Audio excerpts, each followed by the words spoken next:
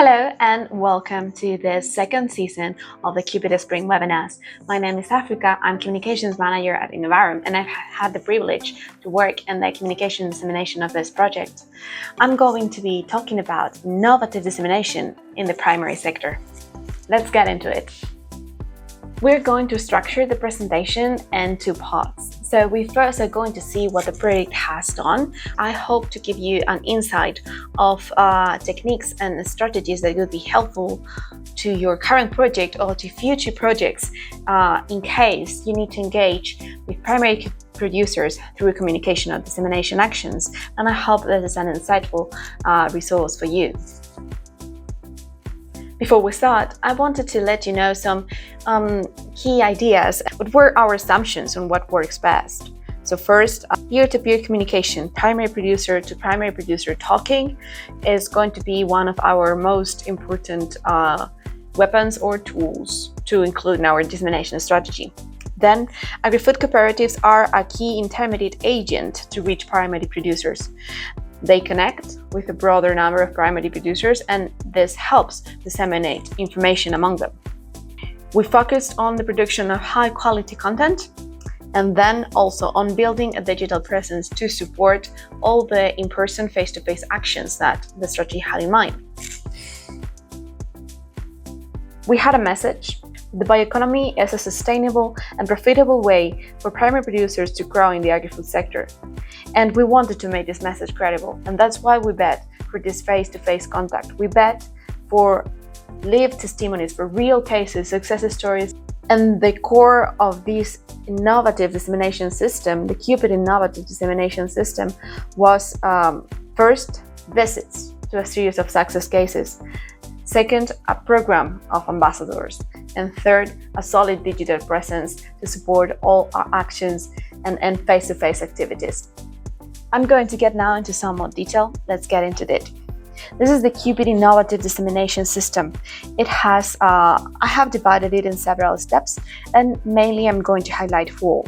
So the first is the selection of COOPID ambassadors. COOPID ambassadors are primary producers who wish to become active in the bioeconomy, or that perhaps have already started engaging with the bioeconomy or circular economy or some practices before. A group of COOPID ambassadors is created. In this case, we created a group of 127 COOPID ambassadors, and then the strategy starts. We move with the first step in which COOPID ambassadors travel to the visits, to the success stories we have selected, which you can see here small in the map. And then here, to make this possible, partners provide rewards and incentives for participation, like for example travel expenses, networking actions, or visibility. After the visit, you will see more on which visits the project had organized in the presentation of my colleague Inigo about success factors and the visits that were carried out. COOPID ambassadors here, after that, COOPID ambassadors go back home. Once they're home, they have the chance to talk to the peers about the experiences they'd had, passing the learnings they got. And they do this through workshops. They organize workshops with videos, infographics, and presentations at the country, at local level, where they explain to the peers, the colleagues, or the primary producers what they have learned when they were traveling, visiting the success cases. Like this, we have organized more than 60 workshops in more than 60 workshops, and we had more than 1,500 participants. And as you can see, a concept that I'm going to go back later on is the multiplier effect. We have more people knowing about the project, and then we support this with a final fourth step, in which through social media, website, mailing list, and all the type of digital tools, we boost all the knowledge that has been provided by our success stories back in our first step to broader audiences during the project, and we hope beyond the project implementation. I'm going to zoom in right now into each one of the steps to tell you how this strategy was developed. But before, I wanted to quickly point out that when this strategy was designed, there was something that we did not have into account, and that is the pandemic. Right now we are all very used to it, but the moment it struck, it forced the project to adapt in ways that it did not envision at the beginning. What it meant mostly is that many in-person activities had to become online, and this applied to the first step of the strategy, the in-person activities to success cases. This was challenging, but also provided different advantages. We're going to get into it in a minute. Let's zoom into it. So we're going with the step 1 of the strategy. So first, what did the project do? We organized 4 physical visits and 7 virtual visits through 2021 and 2022. In the map, a little bit bigger to the right, you can see the logos of the cooperatives and companies we visited in the project. You can see companies like Calvary, like the Finnish Forest Center, Pindos, Oleicola El Tejar in Spain, Caviro in Italy. It was a broad spectrum that covered 10 different sectors like olive oil, hemp, dairy, crops, vegetables, biogas, wood, wine, and from around 10 EU countries. From southern countries like Italy or Greece to northern areas in Finland. It was broad and it was a wide coverage activity.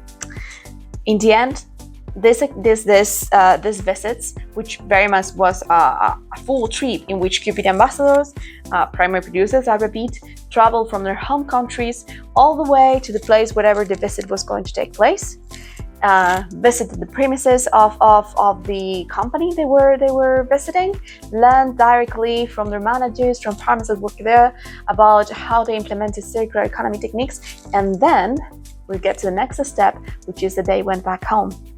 In the step number 2, as I was give you a preview before, in the step number 2, COOPID ambassadors have visited the cases, and now they're going all the way back to their home countries. You can see on the screen the map of COOPID ambassadors we have, and as you can see, they are also from different countries in the EU. You can see more information about all of these COOPID ambassadors I'm having here on the screen, and more detail because you can zoom in and out, and that is very practical in an interactive platform connected to the COOPID project main webpage. At the end of the presentation, I'm going to give you tips on how to get there in case you have any questions. So let's circle back here. So we have our COOPID ambassadors who first were selected, and then they travel all the way to visit different success stories. Then they have learned a lot of things, a lot of new things, and they have a lot of knowledge with them, and they have to go back and organize their own workshops at their home countries. And for this, they're going to have different types of tools. They're going to be provided with infographics, with videos, with brochures. They're going to have the support from project partners at the local level who are going to support them, help them organize and track how the workshops they have to organize take place. And with all of this, they will need to help mostly connecting with peers at local level who would like to benefit from all this knowledge. And then, as a third step, we are now engaging into an interactive dissemination phase in which we wish for these materials to go beyond primary producers and the stakeholders from step 1 and 2. That is, people who perhaps do not have the chance to take part in any workshops, be it online or be it offline. We produce videos of the success stories that are live on YouTube in case you want to check them. We have interviews, and we have more than 2,000 views of all the resources we have only in our YouTube channel, because videos are also available in other channels of Brave Partners and in other places. Following with dissemination, we have brochures that summarize what the showcase is about, providing basic information about the case, providing information about the value chain, a broad description of the innovative business model, so you can grasp more or less the idea what are the key points to have in mind, and what is the relation of the case with primary producers, how they are connected and how they can benefit. And finally, we move to the step 4. Here we do a bigger use of social media channels and digital channels that reach broader audiences, and where it is our goal not only to reach primary producers or stakeholders in the agricultural sector, but general audiences who could benefit from this knowledge and who would help, and it would be possible and it would be positive for them to have a bigger and higher awareness of what is happening in bioeconomy within the agri-food sector. And I'm getting to the end, to the result of this system with 4 levels, 4 steps that we see based on visits, based on later on workshops, and then broader dissemination actions. So in the first level, where we have all the visits that were both in person and online, we had 127 COOPID ambassadors, primary producers, taking part with 511 attendants. Then we move forward and the multiplier effect starts. When the COOPID ambassadors go back home, they have organized more than 60 workshops, inviting other primary producers who could benefit from this knowledge. And not only that, but with that we had 1,500 participants in these workshops. And third, we're moving on to broader communication levels, where we're doing a higher level of use of digital channels like videos, YouTube, different digital resources. And here, through our series of interactive online activities that we planned, we have reached more than 5,000 people. And moving even further with a higher, with an more intense use of social media and broad communication channels, the website social media channels have reached more than 10,000 people. And here we want to highlight this multiplier effect in which at first it is based on face-to-face communication of people talking to people, going back home and talking to more people, and increasing slowly the number of individuals that you reach. And finally, when face-to-face, mouth-to-mouth, and direct contact, peer-to-peer communication gets to a limit, we support it with digital actions to broader what has happened and the knowledge that has been produced, to broader the impact, to audiences closer and farther to the project as well. What we have learned. We have validated some key ideas, and I'm going to go slowly, one by one, through 4 of them. So the first one is we had this core plan around showcase visit to success stories. We validated that face-to-face direct communication was an effective method to engage primary producers, and that real experiences and visits are attractive and engaging dissemination actions in the primary sector and the bioeconomy. Feedback for ambassadors that we had received through different forms indicated most ambassadors at least identified one element of the showcases that they would like to replicate back in the country, often for their own enterprise. The showcase appealed to a diverse range of participants, those with sector-specific experience and those without. And finally, ambassadors indicated that they gained knowledge and expanded their network as a result of showcase participation.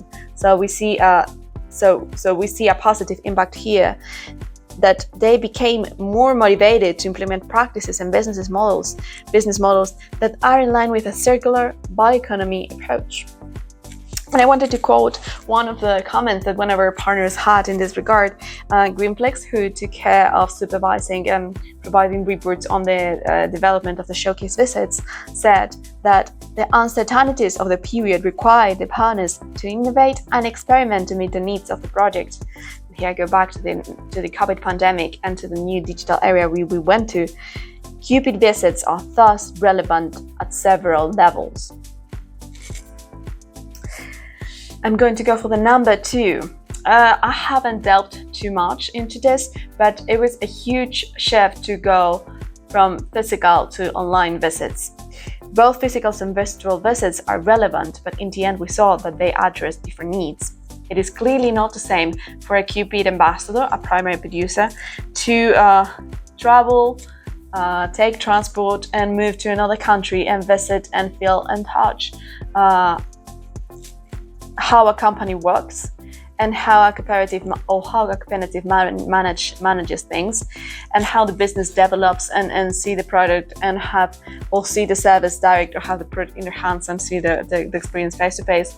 Then in the online version, what we did was to produce videos and quality guides through the premises of the facility with interviews and participation of the managers and the people that take care of how the business work. And COOPID ambassadors and other stakeholders were invited to take part online into this experience. It was big call with all of them, had the opportunity to interact, to ask questions, but it is evident that the format was widely different. And I'm going to get here to what was good and bad about this. So virtual visits will inspire and impact large numbers of people more easily. That is, it was easier to get a high number of attendees in this type of virtual visits. However, they need to be designed to be efficient, focusing on the essential information only. It is really easy to make an online activity drag for too long and become not so relevant for participants or attendees. On the physical visits, the conclusion is that they provide more information to be exchanged and allow for the relationships between ambassadors and partners to go deeper, and thus realize the implementation of the inter-country projects. Here, feedback from ambassadors also say that the nature of the knowledge exchange in virtual events was different to that at in-person events, with those attending in-person events having a more complete picture of the showcase context and constraints. As an overall, one of the conclusions that we also got was that virtual visits could be a nice first step hookup activity to get and draw a large number of people or primary producers to sign up, because it's easier, you don't need to travel, more convenient, no cost usually connected to it. But physical visits as well provide an opportunity to delve deeper into the details and for these connections and for this deep learning that we were talking before. Moving on, the role of ambassadors. Was the ambassador strategy an effective one?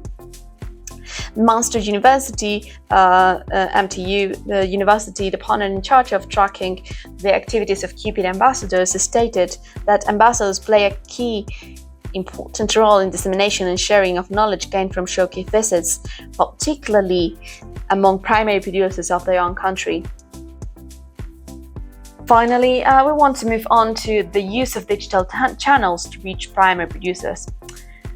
So we saw different aspects in this regard. So first, as an advantage, digital channels, materials and videos are an effective tool for broader dissemination during and beyond the project implementation. I think, and we believe this is one of the most relevant points, that digitalization of resources allows for the continuation of the knowledge and materials produced by the project and experiences developed by the projects to live beyond once the project has ended. And then, as a challenge, primary producers are still not so highly active in the digital world as other type of audiences, and that's why I was saying before that the ambassador program and that the steps 1 and 2 of the strategy were so important, because they did not originally rely on any digital assets. It was face-to-face action, direct, traditional communication, mouth-to-mouth, and this was very, very, very effective. When we moved to steps 3 and 4, they start relying more on these digital channels, and they start becoming more interesting to reach perhaps younger generations of primary producers or audiences beyond this circle. Nevertheless, they're primary producers in the digital world, and of course it's possible to reach them. We have seen that the most impactful and effective tools have been short videos and easy to share materials, perhaps especially for WhatsApp, or depending on the social media that is most popular at local level, you can see what's the best way to share the material. Short videos and easy to share materials, and this will change depending on the social media, perhaps, or the method that you're using. Key advice as well: translation to local languages is necessary, but however, have in mind that this can be a very demanding task, and it requires good planification. So translating your materials and your content to local language is important because it helps reach to really reach more primary producers. However, have in mind the amount of work that it will require. So we're getting now to the end. This has been my summary of what we have learned. This has been our learning so far, the ideas that we have validated, what the COOPID project has done, and other results we have obtained. You can review this presentation at any time. It's going to be available at the COOPID project webpage. And please share this video if you think it's going to be helpful for your quantities, your network, or to any contact you may have. I'm going to just leave here in the screen the places where you can find all the resources that the project has produced, which is in the project webpage, in the interactive platform, which is connected to the webpage and is easy to access. And I also wanted to invite you to follow and subscribe the project's social media channels, YouTube, Twitter, and also the newsletter, which you can find in the project webpage. Thank you so much. I was very happy to be able to provide this video and this information for you. I hope you obtain great tips and information, and I will be very happy to answer any questions you have here in the comments or later on by email.